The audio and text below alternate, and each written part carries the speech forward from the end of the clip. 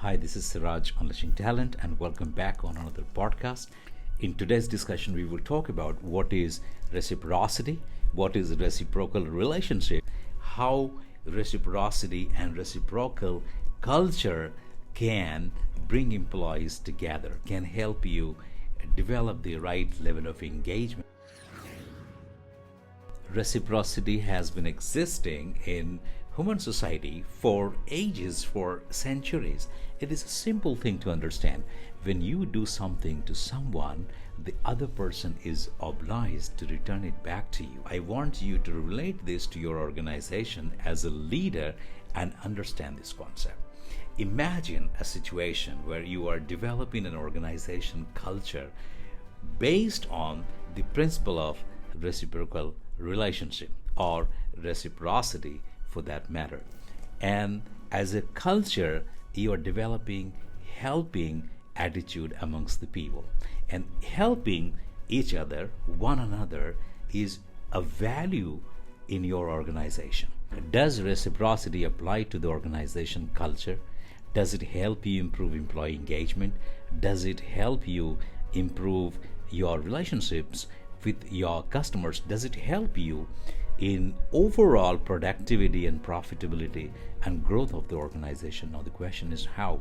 I want you to imagine and look at some of the greatest organizations that are doing great, and one of the reasons you will find it that the organization has a very strong helping attitude amongst its employees. In such organizations, people are always ready to help one another. It is the responsibility of the leader. It is up to the leader how he or she develops reciprocal relationship as a culture in the organization, and how you as a leader foster that relationship. Now, as a leader, many times you miss on reciprocal relationship, or there is a power distance. You are at this level and your subordinates and people below are below you, so there is every possibility that the power distance will always get generated. It is natural. People below you will tend to maintain distance from you, and you would not be able to judge when you have to be reciprocal to them. You have to understand their faces. You have to read the lines in between. You have to understand through your observations and through your meetings and interactions what people expect from you. And when people develop trust, they give their best to the organization. They get to understand your goals, organizational goals, and they give their 100%. And that is the reciprocal attitude of the employees. So see how it works. The individual feels good, you feel good, the organization grows, and it develops a very conducive culture for productivity and performance. So don't wait. As leaders, understand the power of reciprocity and foster it. Unleash the power of reciprocity and develop reciprocal culture in the organization for your benefit, for your people's benefit, for the organizational benefit. Reciprocity plays a very important role in building a relationship and making that relationship sustainable. Everyone feels like responding back with very positive attitude. That's why I emphasize a lot on reciprocal relationship. So you have to understand the value of reciprocity and how you could divert the principle of reciprocity into organization and build that into the organizational culture. Many great organizations have it, you know it, your organization may have it. Marshall Sholins in 1965, an anthropologist, observes that there are three types of reciprocity. The first one is the generalized reciprocity, where you give something and you don't expect anything in return. And second one is the balanced reciprocity.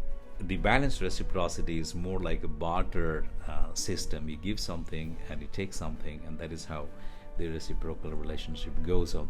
The third one, he talks about the negative reciprocity, when you give something small and you expect something very big. Why I talked about these three, so that you don't have any questions in mind, about the cons or the negative side of the reciprocity.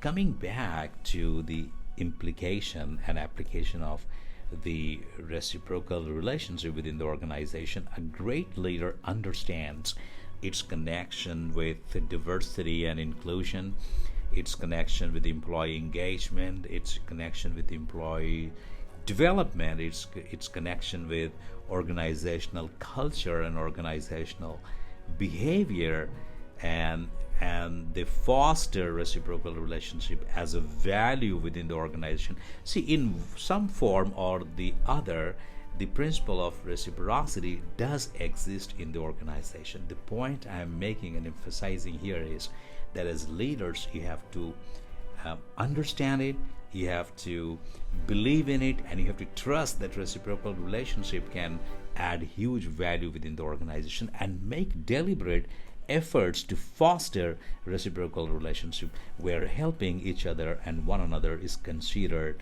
a part of the organizational culture.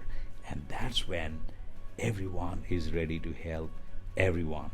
And that means one person who's facing your client or a customer has a backup of the entire organization to support. Reciprocal relationship is contagious, and when you develop this culture, you help someone, he helps someone, she helps someone, and then someone else helps someone. That is how the helping attitude develops in the organization through paying it forward principle of reciprocity. Hope you understand the value of reciprocity. I hope this is a small talk on reciprocal relationship and how great leaders practice reciprocity in the organization to build employee engagement is helpful to you.